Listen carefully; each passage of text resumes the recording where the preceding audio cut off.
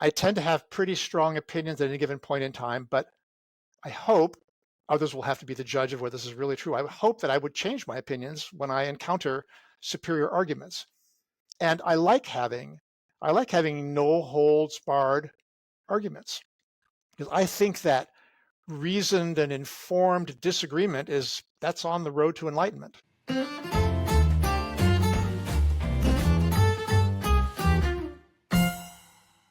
Hey there, welcome to Book Overflows, the podcast for software engineers by software engineers, where every week we read one of the best technical books in the world in an effort to improve our craft. I am Carter Morgan, and I'm joined here, as always, by my co-host, Nathan Toops. How you doing, Nathan? Doing great. Hey, everybody. Well, we have something really special for you this week's folks. We've hinted to it in past episodes, but we had on the podcast both John Ousterhout and Robert Uncle Bob Martin. We'll link it in the show notes, but if you haven't seen, recently, about maybe a couple weeks ago, a month ago or so, they published a discussion between them, analyzing the differences between their different philosophies. John, a philosophy of software design, and Bob, clean code. Now, we've had them both on the podcast separately, and you'll find out in the interview that discussion kind of started with us, and we introduced them, and yeah, you'll hear the whole story throughout the podcast, but they were gracious enough after publishing the discussion to agree to come onto the podcast to talk about how it came to be, what it was like working together, and yeah, just really, really cool stuff. I mean, Nathan, what can our audience expect? Yeah, it was great. I highly recommend reading the paper before you listen to the podcast, though don't let it stop you. We do recap some of it. Both of them came to the table with well-reasoned arguments on three main areas: on how you build methods and functions, commenting, philosophy on commenting, and then also on test-driven development. So these are three topics that John Ousterhout had strong opinions about in his approach to philosophy of software design, and he was really happy to be able to debate Uncle Bob. They originally were going to do this on our podcast, but we couldn't get to an agreement of the format. And it turned out that I think this was actually a superior way. I think John brings this up, is that they got time to reason about this and type out code examples and really debate it and discuss it. And then we got to review that with them. It was really nice. And I think that both of them came out of it really appreciating the other person's viewpoint, even if they strongly disagree on some of the stuff. I mean, these two are absolute titans in the industry. I think every one of us as software engineers have been affected by their opinions in one way or another. So this is really a very, very special moment. And I believe the only, as of this recording, instance of the two of them talking together publicly. So really, this is something special, folks. We really hope you enjoy it. So please enjoy this discussion between Robert Uncle Bob Martin and John Ousterhout as they reflect on their differences between their two competing coding philosophies. Well, thank you so much for joining us today, Bob and John. It's a pleasure to have you both back on again, but this time together. How are you guys doing? Doing great. Good. Good. Well, we're excited to have you guys back. This is kind of funny because back in September or so, we reached out to you guys and said, hey, would you guys like to come on the podcast? And we couldn't make it work out for various reasons, but I was browsing Reddit like a couple weeks ago, and I saw someone had posted something on John's GitHub, and it was, to my surprise, a conversation between you two about the difference in your philosophies between clean code and a philosophy of software design. And I was like, and just, it said like, these are conversations that began in late 2024. I'm like, wait a minute, I think we introduced these guys. And so I was like, and so we reached back out, and we're happy that you guys both agreed to come back on, because we're just kind of so curious about how all that went, what it was like working together. I guess, yeah, maybe just help us understand, we kind of left off with those last emails, but what motivated you guys to kind of keep the conversation going and, to produce this document? Well, you're right. It is your fault. So we had this initial contact back whenever it was last fall, and we were thinking we would do a kind of an online debate with you all. And then actually Bob said no to that. He said, I don't think that'll work out very well, but I'd be happy to do a written one where we can take more time and plan through it. And I was actually pretty disappointed at the time because I was looking forward to having the debate. And then I grudgingly agreed to follow Bob's lead and see how it turned out. And it turned out he was completely right on the whole thing. Actually, it worked, I think, way better in written form than it could possibly have worked if we tried to do it live in person, because it gave us an opportunity to think through our ideas a little bit more, to explore things. Honestly, the document that is published now, although it's still pretty long, is only a tiny fraction of our conversations. So, and if you're curious, you can go back and look through all the various Git revisions to see how much material we have deleted. But we would kind of get in arguments and then just sort of go tit for tat, nit for nat, wandering off into the weeds, which of course would have happened if we'd done this live as well. And then we eventually realized, actually, there's really nothing interesting in this discussion we just had. So we could delete that and think about what are the things we really care about here? What are the big issues? And what's Bob's opinion? What's my opinion? And how are they different? So this is an example where I think the written format just worked out really well. I just want to thank Bob for having refused the initial online discussion, because I don't think it would have been as productive as what we ended up with. It was a great experience for me. John is great to work with. We agree on a lot of things. We disagree on a lot of things, but it was all extremely civil, and maybe a couple of pointed jabs here and there, but all in good spirits, all in good fun. And I look back on the process and think, well, that was extremely rewarding. To the extent that I've taken the entire conversation, and it's published in the appendix of the second edition of Clean Code. So I'm very happy with the way things turned out. Well, I think what surprises me, you two are both very accomplished in your own rights. You are, older. I think some people might think you're set in your ways. I kind of thought, well, I kind of thought, like, I don't know. You've both read in successful books. You both have followings within the software engineering community. I might, if it were me, I might have just been like, yeah, whatever. I'm happy with what I got here. To me, it was really inspiring to see you two still say, well, no, let's figure it out. Let's figure out where we differ. Let's figure out, just where everything lines up. I guess my question is, like, why bother? Why bother at your ages? I mean, I don't know. How do you feel about that, Bob? What motivates you to still, at this point in your career, want to hash these things out with, fellow thinkers?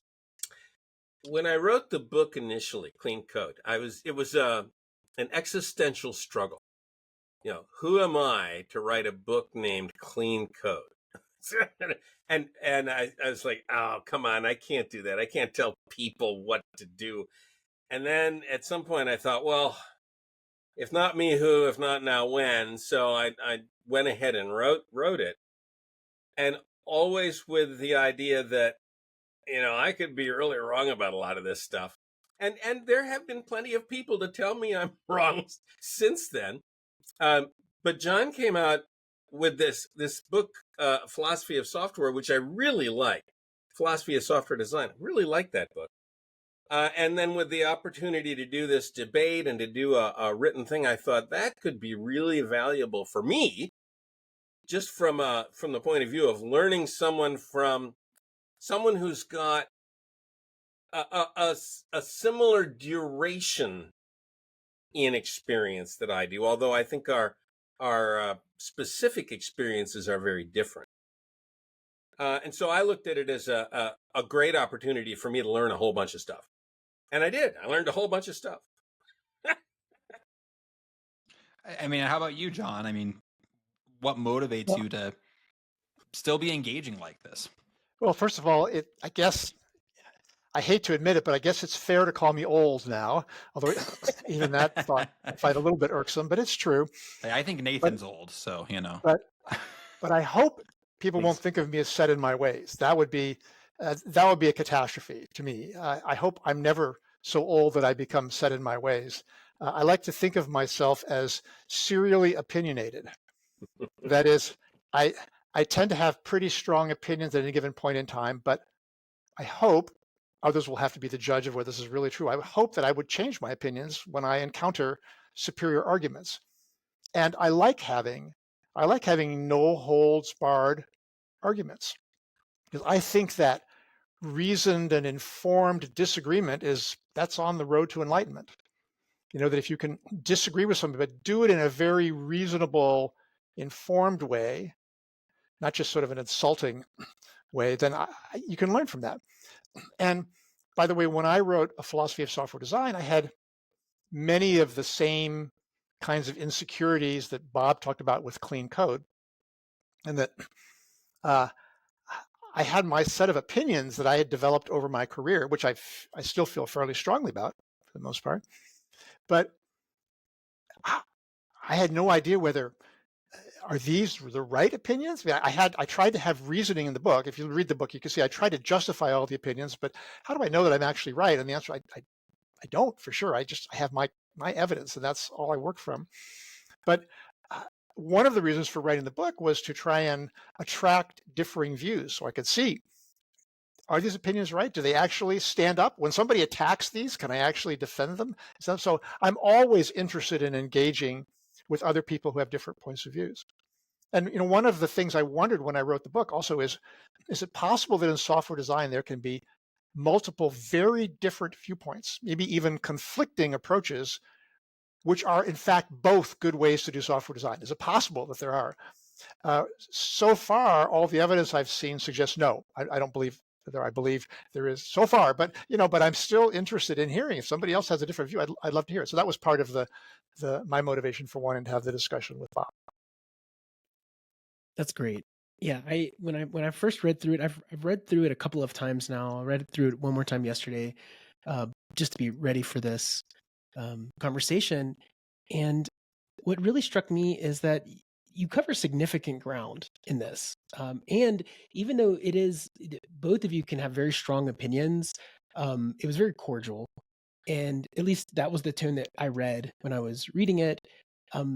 How did you settle on those three major topics that are in the discussion? I guess for the listener, if you haven't read this or maybe you're a little rusty, the three major topics were a conversation about method length and the appropriateness of method length, comments, and then a section on test-driven development.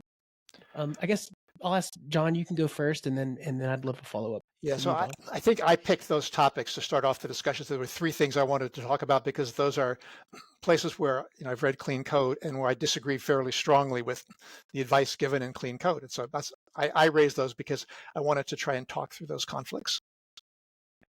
Yeah, so I wanted to do a follow up with Bob on the three topics. Were these three topics that you were happy to discuss as well, or were there other topics that you wish you'd been able to explore?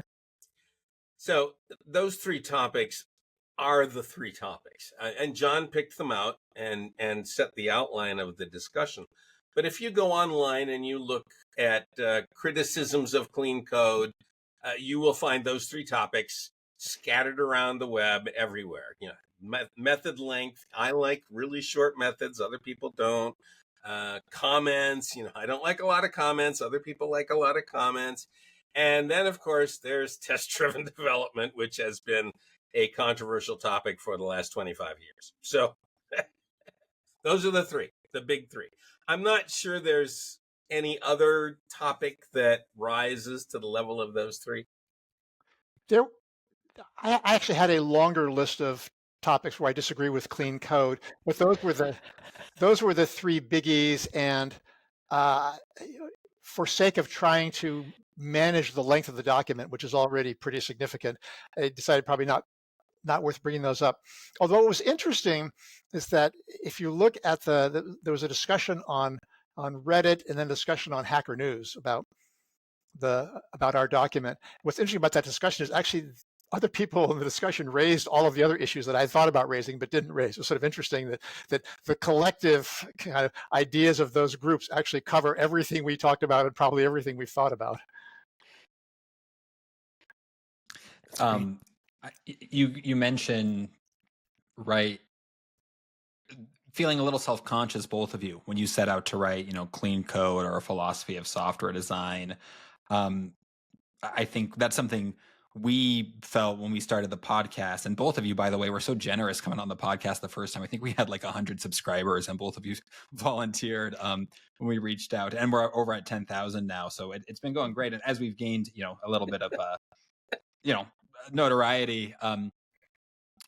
Because we kind of felt that way at the beginning. Like, who are we? Who are we to like say we're going to read these books and talk about them? Or who are we to reach out to John Ousterhout or Uncle Bob and ask him, hey, can we ask you some questions about your book? What is it you think?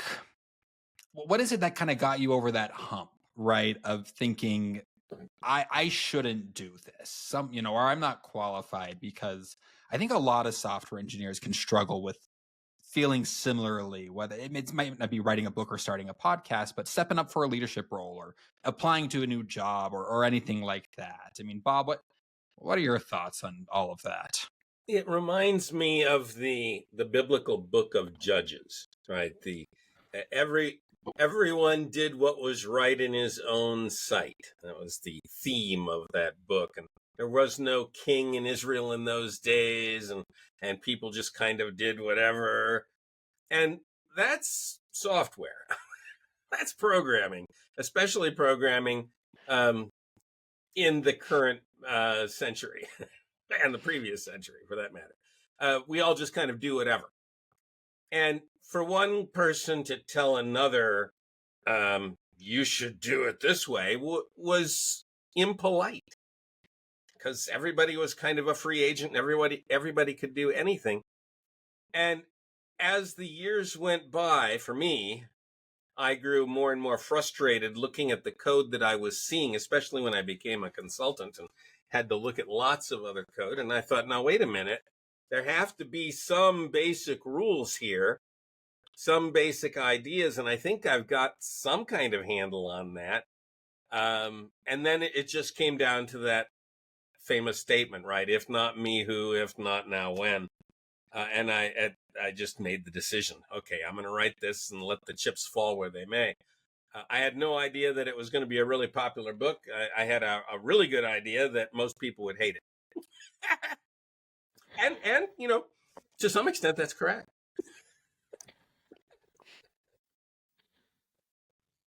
Great. John, I'd love a follow-up on that too as well. Like what got you over the hump to be like, well, yep, so I'm first doing of all, this? I'm not as polite as Uncle Bob. And so I've, I have never been shy about speaking my mind on things. And again, it's part of my life philosophy. I like engaging in, you can call it intellectual conflict, if you will, but sort of hard discussion. So I like saying things that are a little bit outrageous to see how other people react to them, to see, does this hold up, can this withstand scrutiny or not? So I had less inhibitions to start with. But for me, the book really followed on after I taught a class. And so the motivation for me was a lifelong love of writing software and doing software design and thinking about the right way to do it. It's always something that it's one of the things I live for, is doing software design. And what really bugged me is that we don't teach it in any of our classes. There's basically no class anywhere in the world at any university, except for the one I developed at Stanford, that teaches software design. And that just kind of sat in my gut and bothered me for a decade or more. And then I started thinking about, well, who is going to teach this class? Because the problem is most faculty don't code enough to even understand what software design is, because you have to learn it through your own personal experience if there's no classes. So, and most faculty don't know how to code, don't code much, don't know much about software design. But I've always written a lot of code. So I started thinking, well, if anybody has a chance of doing this, I probably have as good a chance as anybody who's teaching at any university, because I've written 300,000 lines of code in my career. And so then I just finally said, what's the worst that can happen? I teach this class and I completely crash and burn. The students hate it.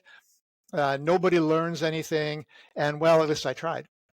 So I just decided I'm going to try teaching the class. So I gave it a shot and the students loved it. It was really this fabulous experience where you could see lights coming on in the students' eyes over the course of the quarter. They're changing how they think about software design. That was a really big success. And then I started giving talks about the class and people said, well, you should write a book on this. And then so finally I had a sabbatical and I decided to write the book. So my path to the book was maybe a little bit less direct than Bob's, but I think it's the same idea, that really feeling passionately about this topic and loving the topic and wanting people to do it right and thinking somebody's got to stand up and say these things that need to be said. So I'll just take a chance. The worst that can happen is I embarrass myself. That's great.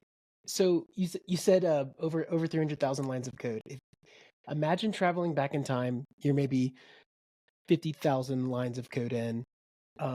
Were there conclusions that you had reached in your like philosophy of software at that point that you wish you could go back and say, hey, actually there's a better way of doing this? Like, what have you learned on your path that maybe you were doing a bunch of and then you changed over time? Ooh, that's a tough one. Because I've occasionally thought, when did my ideas about software design start to emerge in my programming career? And I'm not sure they had really emerged very much when I was at the 50,000 line level. Right. That would have been back when I was still a graduate student, I think. Working on my first and second operating systems, but not my third. And so I didn't have much to go by then. We really didn't do code reviews back then; those just weren't done. And there was nobody to teach me. My advisor didn't really code. I had two different advisors in grad school, and neither of them really coded much.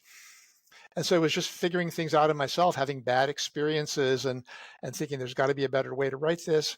But I don't think, I'm not really sure when my opinions about coding started. It might have taken, could have taken 20 or 30 years really before I started having more concrete opinions about coding. And they didn't really all pull them together until the first time I taught the class, which was 2015. So that was only about 10 years ago. I'm curious, I don't know about Bob, over your career, when did your ideas about design start to gel? Can you identify a specific time? Oh yeah. I think I wrote my first paper on software design in 1972. And that would have made me 20 years old. And I was working at a company. We were writing in assembly language, and we had this, we were working on IBM System 7. And the IBM System 7 had this interesting instruction that allowed you to spawn threads, sort of.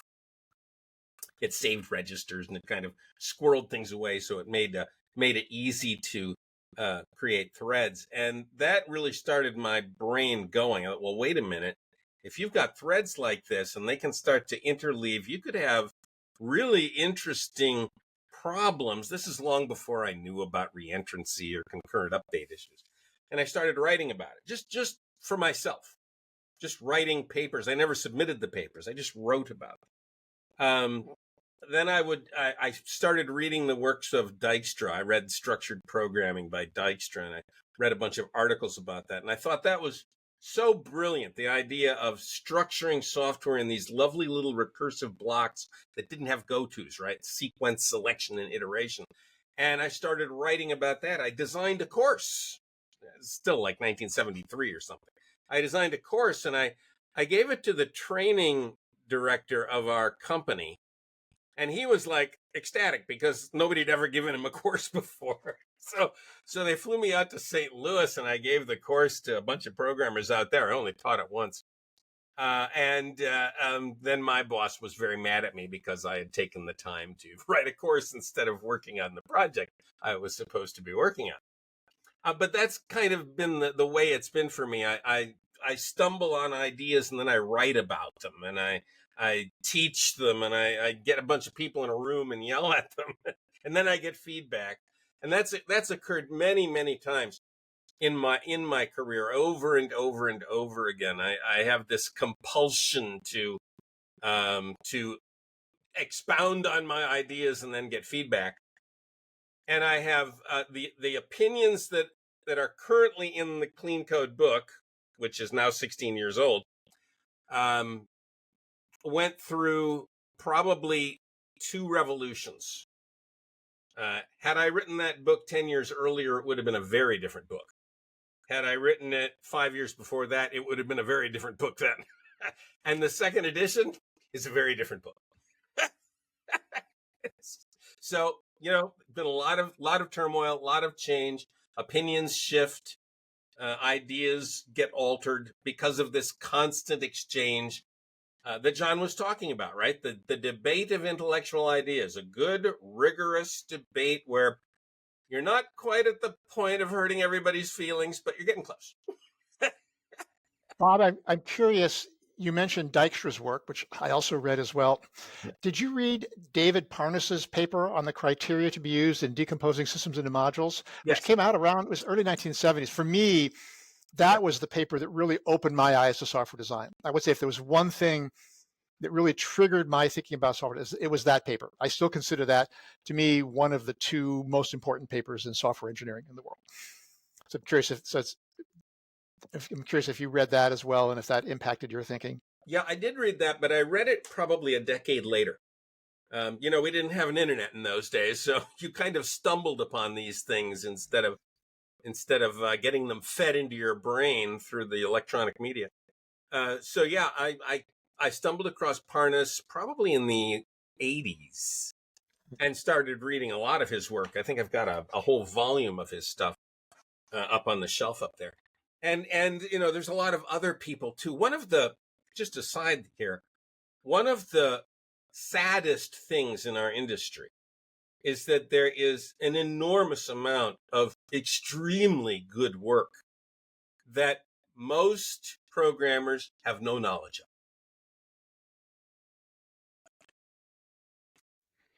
Actually, I'm curious. So we've mentioned Dijkstra and Parnas. My view is that there isn't a lot out there on software design, and that's one of the reasons I wrote APOSD. But I'm curious, are there other things that you consider kind of seminal writings on software design at the same level as Dijkstra and Parnas? Oh, sure. I was extremely influenced by Tom DeMarco's work on structured analysis, data flow diagrams, and the decomposition, functional decomposition, top level down. There's a secondary book that goes along with that by Myler Page Jones, where he talks about a way to take a data flow diagram, a large data flow diagram, and recompose it as a set of modules. That was a very important book for me. Booch's work in the 90s in an attempt to get some handle on this object stuff that was starting to come out at the time. That was very impactful for me. Then you get into Bertrand Meyer and design by contract and the way you can create interfaces that self-correct each other. That was very impactful. There's been I could go on this topic. There's just been a wealth of very good ideas that have been published in books that, for the most part, modern programmers don't know exist, and that's sad to me.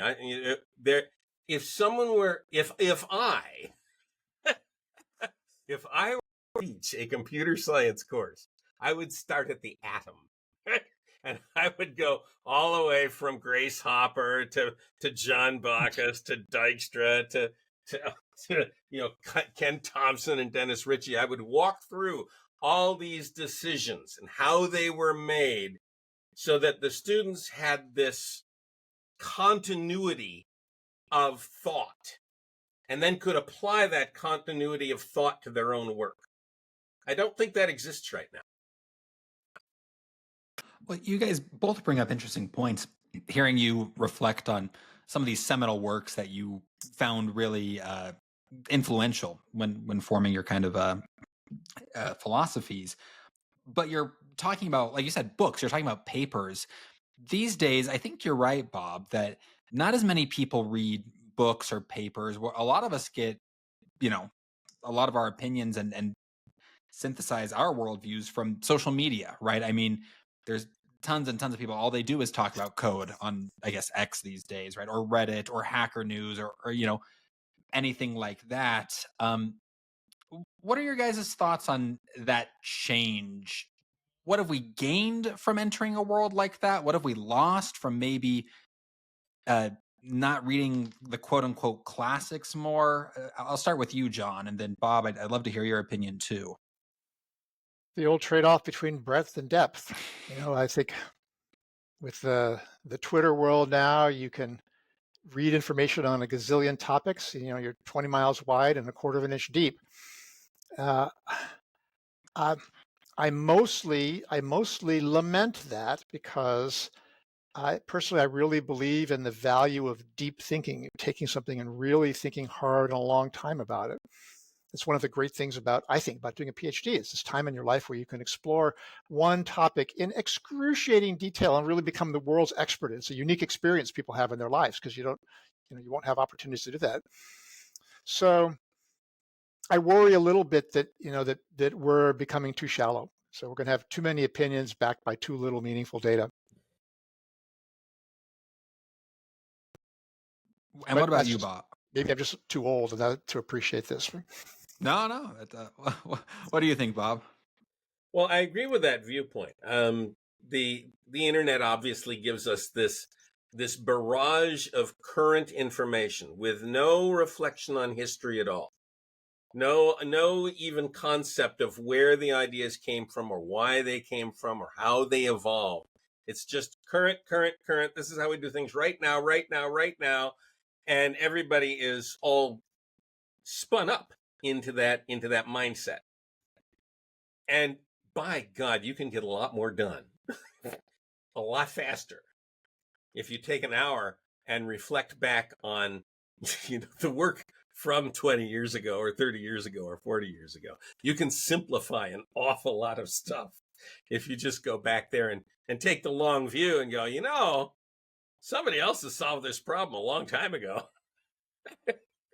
The design patterns book. This is a really gets into my craw. 1995, these guys came up with the design patterns book, which was the restatement of a bunch of problems that had been solved over the last 30 years. And all they did was give them canonical names and canonical forms. And the attitude in today's media is that it's archaic, it's old, it's all about workarounds for bad languages, which is just dumb. It's just the dumbest point of view you can take on that particular book. But it's just the way that the social media stuff is going. It's right now. It's got to be right now, all the time, right now. And you've got to talk like this, and it's got to be really loud. And you better have something over here that's moving in the background because you can't focus on one thing. You have to be focusing on 7 things all at the same time. I'm such a stickler with TV. I hate the idea of people talk about it's a second screen show. If it's a second screen show, it's not a show at all. And I'm really big on put your phone down, enjoy it. It's a visual medium. If you're not going to appreciate it, then don't watch it. We're biased here on the podcast because that was our thought when starting the podcast too. I think it's even our tagline on the website, which is we live in a world of short form content, and in that world, it's important to engage with long form ideas. And we have been shocked doing the podcast how many books we read. John, well, both of yours, Bob, we read Clean Coder, which was more kind of about professional conduct, and John, we read yours, which is more about software design. And I was shocked at how many things we would read in both of those books that surface level, I was kind of yeah, I understand this concept. Maybe I should skip this chapter or whatever. But then the more time you spend with it, and again, this is just reading through a couple chapters. This isn't writing a book or, like you said, John, doing a PhD or something. I was surprised how much I kind of had to interrogate my own assumptions. And it's nice because you either realize maybe I didn't understand this as well as I thought I did, or you realize, well, actually, maybe I don't support this idea as much. Or a lot of times the outcome is just, I didn't change my mind, but I have a much better understanding of why I believe what I believe. And you can't get that from a tweet. To get back to the debate, I think there's some juicy stuff in here that I wanted to follow up on. So let me. One of them, there seemed to be an aesthetic that I think both of you sort of danced around on. I think John, you mentioned eye of the reader when talking about complexity. I guess my question is how should developers account for the different backgrounds that maybe the other engineers that they're collaborating with might bring to the table when you're designing code? And is that something that you should consider when you're designing the code of who's the audience that you're collaborating with? Well, sort of, but it keys back into the whole issue of cognitive load. So, and my view is that one of the most important things you're trying to do in designing code is to reduce the amount of information somebody has to have in their mind in order to work with that code. And so when you talk about different backgrounds, I think what you're saying is that some people are already experts in some area, whereas others are not experts. That is, they already have this information in their mind. So what you'd like to do is to write your code such that you just don't need to have that in your mind, to minimize that. So if you're doing good design, I would argue that the code will be readable and workable by a large number of people with different backgrounds, because you've reduced the number of assumptions and expectations that you've placed on the reader. Yeah, that's great. That makes sense. And I know that the two of you have different approaches. Bob, what would your philosophy or approach be to that, as far as like thinking about, eye of the reader in your approach? Well, sometimes you know exactly who is going to be reading your code. I mean, you're working inside a team. The code is private. It's not going to ever get out of the company. There's maybe 3 or 4 people who are going to be interacting with this code. And even if one of them quits, another one's going to come in and absorb the same background, in which case you've got a fair bit of license. You can put into your head the mental model of the people who will be reading this code, and then you can trust that they'll be able to understand what you're doing. On the other hand, sometimes you're writing code that has a wide open audience. And then the rules are really different, right? And you have to take a step way, way back and say, okay, my audience knows nothing. They know the language, and that's about it. And I'm going to have to tread very carefully and change my viewpoint from a professor to a third grade teacher. And that's the way I would look at that. Now, in my career, I've been very fortunate to have both of those situations that I've had to deal with. I've worked in extremely tight-knit teams where the technical knowledge was really, well known in everybody's heads, and it's a very comfortable situation to be in. And I've also had to write software for an open audience that, just wide open. And then it's a little harder, and it's a little more thought you have to put into how you're going to get the message across. In both cases, you are writing for other people. You are not writing for the machine. The machine is an observer, a bystander. The machine has to understand what you're saying, but your job as a programmer is to make other programmers understand. Now, this is an area where I think Bob and I disagreed, in that Bob is more comfortable assuming more background on the part of readers, at least in some situations. Yeah. And one of the reasons why Bob argued he didn't need comments in a lot of situations is because he thought, well, this code is only going to be looked at by a tight-knit team. Everybody knows everything that's going on. No need to describe it. Whereas my opinion is that even in those groups, if you're working on a system of any size, people can't keep it all in their memory. And now maybe this is a reflection of my age and infirmity, but I find within a few months of writing something, I've forgotten what I wrote myself. So that was an area. My opinion is that you should, if possible, try to never assume any significant expertise on the part of the reader. But that's an area where I think we maybe disagree a bit. Yeah, and that was well specified in the document. We had that debate, and neither of us moved ground on it, I don't think. I've thought a lot about that. Since reading your book, John, that idea of cognitive load. I think sometimes we, as engineers, think like that's the job, right? Like the job is to get so good at storing all of this context in our head all of the time. And then you don't realize like, well, maybe that's not the job. Maybe the job is to write code in such a way where you don't have to constantly store all that information in your head. When you guys, like you said, you had this comment or you have this discussion, you don't really move ground either way. I get the impression neither of you are particularly bothered by that, right? You both, just agree to disagree. that can be challenging for developers sometimes, right? Sometimes developers feel like they want to win, right? Or they want their way to, prevail. Is that something you guys struggled with earlier in your careers? Is that something you've always been good at? And, just these days, how do you, what advice would you have to developers who maybe aren't able to kind of agree to disagree? Well, I should start by saying I'm a very competitive person. I don't ever like to lose. So, uh, so but I recognize that disagreements exist. The world, I'm not going to convince everybody in the world that my opinions are right on every issue. So actually, one of my challenges for the discussion was to see, are there areas in which I can convince Bob to change his mind, or are we going to end up where at the end of the day, we all have exactly the same views? And actually, I think there are areas where Bob's opinions softened, or at least now maybe they'd already softened from what was in clean code, but they seem a little bit different to me. Like on the area of the small methods, I think Bob has maybe is a little bit more aware of the risks of having super small methods than at least the original version of clean code did.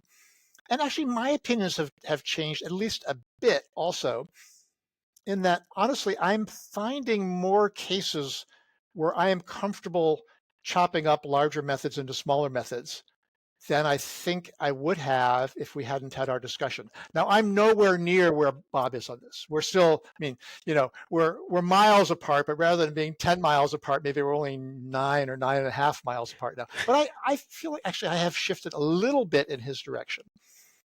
I have certainly moved as well. And I've put this into the second edition of Clean Code. And in several cases, I've credited you, John, for these ideas.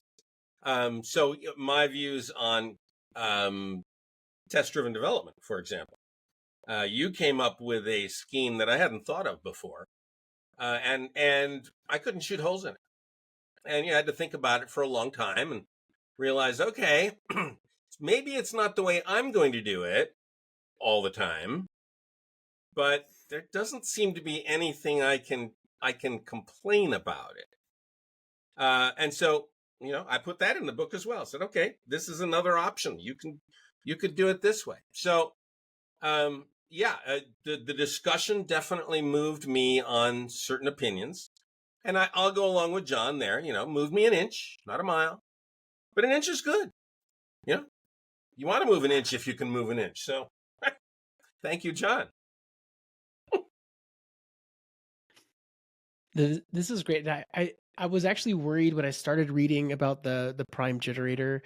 I was like, oh no, is this going to be a straw man? We're basically like debating some code that wasn't necessarily representative, but it turned into something that was really cool. It was interesting to see both of you re-implement this with your viewpoint on what good composition was and reasoning on why. And I really appreciate it. Like, again, I went from this place where I'm like, oh boy, like this is just going to be tough to read, to being like, once we're in like the second section, I think it was really cool to see the back and forth of like, oh, well, this is why I made this approach, or here's why short variable names, but more comments are better. And it felt like maybe I'm doing this at like a lower level where I've had debates like this in, code reviews. But it was really cool to see like two sort of personalities in the world where, both of your books come up in conversation like all the time when people are talking about things, or why you're trying to like use, oh, well, in this book it says to do it this way, and this is why, like they'll defend their arguments with this. And so it was cool to see the two of you duke it out. Like I will say that was like a very, very fun. What I wanted to ask is, like, I know that Bob, you mentioned that John's views have actually influenced a second edition of the book that you're writing. John, I have a question for you, which is, do you think any of this debate is going to end up coming up in your class at Stanford, as far as like talking about approaches and maybe pointing people to read this if they maybe are thinking about things differently? Well, it probably would, except that I'm almost certainly going to retire at the end of this year, and so I've probably taught the class for the last time, unfortunately. Oh man! Actually, one of my one of the sad things about retirement is that I won't be teaching that class anymore, because now we'll be back to a point where there are no classes in the world on software design, which is kind of sad. So I'd love it if somebody else, if other people at other schools would start teaching that class. But so far, no takes on that. By the way, when I retire, I won't stop coding. One of the reasons for retirement is so I have more time to code. So I won't be going away in that respect, but I won't be teaching the class anymore. But if I was, I would definitely assign that discussion for students to read. We'd have an in-class discussion about it. And I would probably encourage students. I'd maybe make students choose students have to take one side or the other and argue with each other about that. I think it would be a really fun discussion to have students have. One of the things about the class is that it's not a lecture style class. It's much more of a studio style class. There's maybe 3 or 4 lectures at the beginning of the quarter where I kind of set the stage, and then everything after that it's all discussions. So I think that would have made a really interesting part of the class. Well, cool. So what's next on the horizon for the both of you? I mean, that's exciting for you, John, retiring. I know, Bob, you're working on second edition of Clean Code. And I want to say, Bob, weren't you working on a book? You talked about kind of detailing some of the biggest figures in computer history from like inception to now. Was there something like that? Here it is. There we go. Okay, yes, we programmers, I remember. Yeah. That's awesome. Well, I mean, so is that, I mean, both of you, so I guess maybe I'll start with you, Bob. I mean, is that kind of what's consuming your time right now? Have you moved on to other things, or what's going on? Second edition of Clean Code is what's taking my time right now. That's really close. I'm going to submit the final manuscript at the end of the month, and the book should probably be ready in August. I have no plans after that. Now, I have said that every year for the last 10 years. So I don't know what's coming. Something, but I don't know what it is right now. I may actually just take a little bit of time and fly my airplane around and see what else I can think of. And how about you, Johnny? Well, congrats on the retirement, by the way. I mean, do you say you're going to keep coding? Are you hoping to keep writing? Is there a second edition of a philosophy of software design in the future, or just anything else? The great thing about being a professor is you can fractionally retire. I'll become professor emeritus, which means I keep my office at Stanford. I'll probably keep coming in pretty much every day of the week, like I'm doing right now. And you do the things you want, and then you don't have to do the things about being a faculty member that you don't like raising research funding. It's sort of my least favorite activity as a professor. So no more of that. So I've basically reverted back to being an individual contributor again. And the main thing I'm doing is I'm working on a new transport protocol called HOMA, which I believe should replace TCP for most uses in data centers for large scale applications. Now, actually doing that is easier said than done. But this started off as a research project for one of my graduate students. It was his PhD dissertation, and the results were so amazing, really just completely exceeded my expectations, that I've made it my personal goal to see if we can actually get it into widespread use. So I've personally developed a driver for it that runs on the Linux kernel. In fact, right now I'm in the process of upstreaming that into the Linux kernel sources. So I'm going through the code review process, getting beat up on by the Linux developers. By the way, totally fairly beat up. They point all sorts of problems that I wasn't aware of. And so I'll probably continue working on that for a while until either it succeeds or I figure out why it can't. And then there'll be other things after that, I'm sure. But I'll probably be doing more coding stuff. That's so cool. I've started tracking HOMA after when we interviewed you the first time. You had mentioned that you were doing Linux kernel work, and that one of the areas that a lot of contribution would be helpful is better comments and better stuff in that area. And so that actually kicked off. I'm like, well, what is he working on? And so I think I noticed on Hacker News or something, HOMA had popped up, and I was delighted to see that your name had been associated with that. And I'm excited. I mean, my background is systems administration and SRE work, and so data center performance is something like with the bits flowing over the wire really matters to me. And so I was like, I really hope this gets traction. That sounds really cool. Well, thank you both so much for coming on. we have joked, but I think we're going to do it. We are going to be submitting a pull request to the discussion repository to get some sort of credit for. Well, why don't bringing you we guys we'll attach a link to this conversation about it. I think that would be awesome. Right? Yeah. And again, just so great to have you guys on.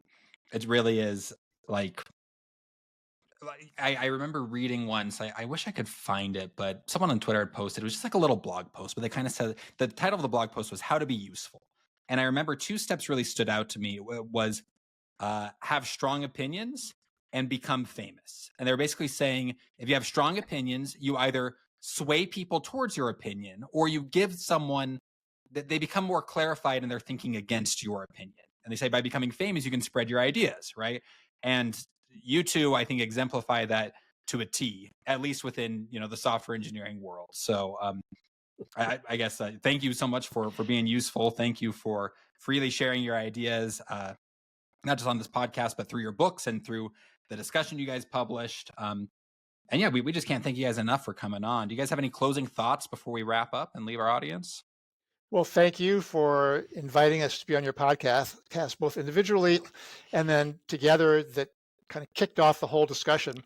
I'd been actually hoping to have a debate with Bob for years, because I'd had these disagreements with clean code kind of percolating in my mind, and you guys facilitated that, and so we got to have the debate, and I hope that the results of that people will consider productive and useful. And I'm not sure I can say that any better than John did. Thank you guys for pulling us together. It turned out to be a great exercise for me. I learned a lot. I'm happy with the end result. And it was a great pleasure to engage intellectually with somebody like you, John.